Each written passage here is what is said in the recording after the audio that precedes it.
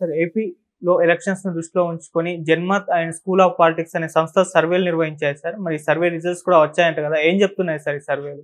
మనం ప్రతిసారి మినిమం ఒక 2 సర్వేలని కంపేర్ చేస్తూ మాట్లాడుతున్నాం. ఈసారి కూడా ఈ 2 సర్వేలు మాట్లాడతాం. మామూలుగా ఆంధ్రప్రదేశ్లో వరకు చూసుకుంటే ప్రతి సర్వే కూడా ఏది కూడా బ్యాలెన్సింగ్గా ఉన్నట్టు కనబడదు. ఏదో ఒక పార్టీకి అనుకూలంగానే ఒక సర్వే ఉంటుంది, ఇంకొక సర్వే దానికి రివర్స్లో ఉంటుంది. అలాగా ఇప్పుడు కొత్తగా 2 సర్వేలు మనం చెప్పుకుందాం. ఒకటి జనమత్ సర్వే. ఈ జనమత్ సర్వే ఎవరి మంత్ చేస్తూ ఉంది. లాస్ట్ మంత్ ఈ సర్వే చేసినప్పుడు వైసీపీకి 114 నుంచి 117 వస్తాయని చెప్పింది. ఇప్పుడు 6 స్థానాలు పెరిగింది ఈ మంత్లో అని జన్మత్ సర్వే చెప్తుంది. జన్మత్ సర్వే ప్రకారం ఈసారి వైసీపీకి 120 నుంచి 123 వస్తాయి, కూటమికి 46 నుంచి 48 వస్తాయి. ఇది చెప్పింది. అయితే ఎందుకు ఈ గ్రాఫ్ పెరిగిందని జన్మత్ సర్వే అనుకుంటుందని వాళ్ళు డీటెయిల్గా ఏం చెప్పలేదు.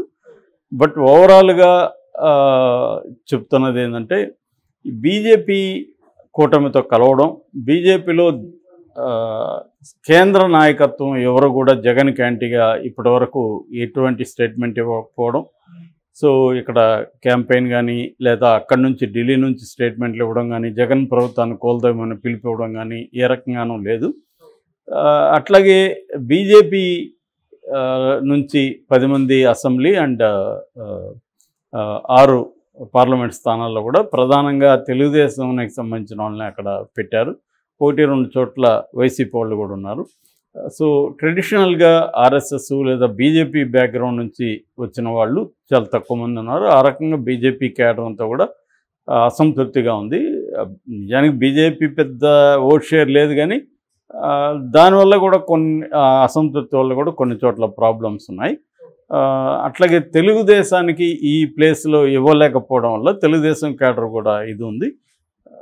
ఇవన్నీ కూడా కూటమిలో ఉన్న ప్రాబ్లమ్స్. ఇక జనసేనకు వచ్చేసరికి జనసేనలో కూడా అనేక ప్రాబ్లమ్స్ ఉన్నాయి. 21 మంది ఎమ్మెల్యేలు ఉంటే అందులో 12 మందికి జనసేనేతర క్యాండిడేట్లకి, అంటే ఇటు వైసీపీ నుంచి తెలుగుదేశం నుంచి జనసేనలో తీసుకున్న వాళ్ళకి ఇచ్చారు తప్ప ఈ 12 మందికి ట్రెడిషనల్గా ఎప్పటి నుంచో జనసేనలో పనిచేస్తున్న వాళ్ళకి ఇవ్వలేదు.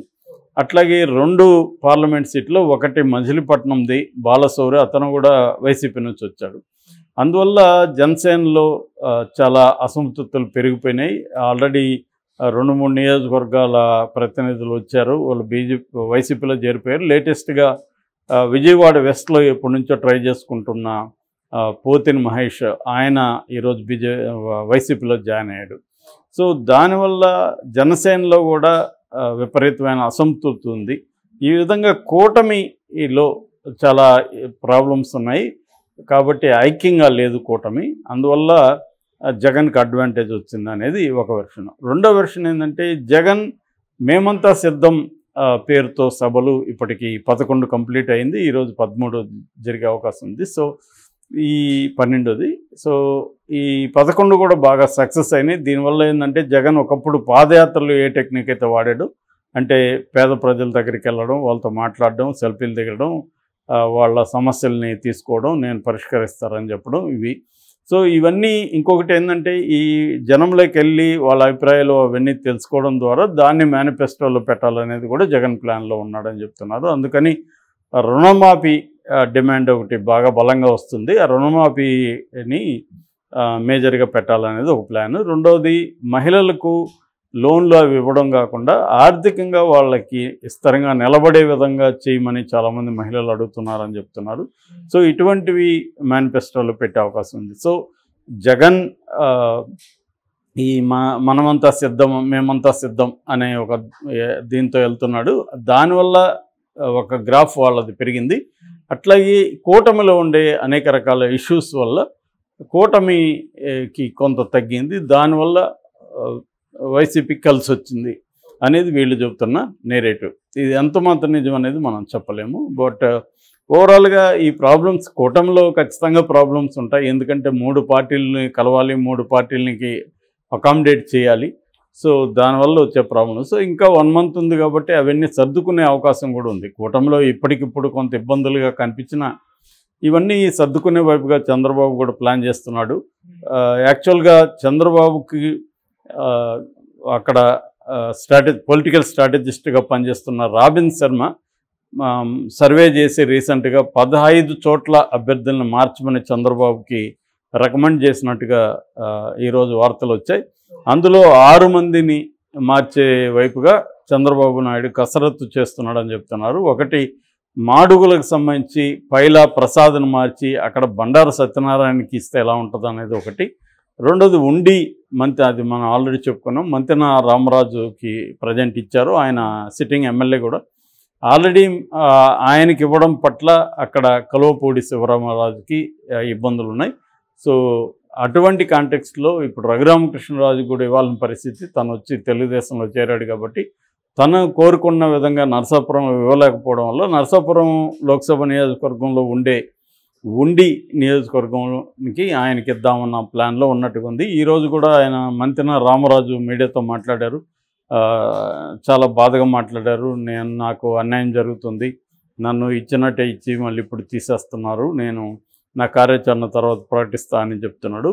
సో ఈ ఇద్దరు రామరాజులు కానీ వ్యతిరేకంగా మారితే మాత్రం రఘురామకృష్ణరాజుకి ఇబ్బంది అవ్వచ్చు. బట్ రఘురామకృష్ణరాజుకి ఇంకా టైం ఉంది కాబట్టి వాళ్ళిద్దరిని కూడా ఏదో ఒక రకం మేనేజ్ చేసుకునే తెలివితేటలు కూడా ఆయనకు ఉన్నాయి కాబట్టి, తెలివితేటలు ఉన్నాయి, డబ్బు ఉంది. సో కాబట్టి చేస్తాడు. చంద్రబాబు కూడా వాళ్ళిద్దరిని మేనేజ్ చేసి వాళ్ళకి వేరే తమ ప్రభుత్వం వచ్చి నాకు ఏదో ఒక పదవులు ఇవ్వడం అని చేసే అవకాశం ఉంది. ఏదేమైనా కూటమిలో వీళ్ళు చెప్తున్న ప్రాబ్లమ్స్ సాల్వ్ చేసుకోవడానికి టైం అయితే ఇంకా 1 మంత్ ఉంది కాబట్టి మనం ఈ సర్వేని ఈ కారణాల వల్ల జగన్ గ్రాఫ్ పెరిగిందంటే కొంత నమ్మడం కష్టంగానే ఉంది.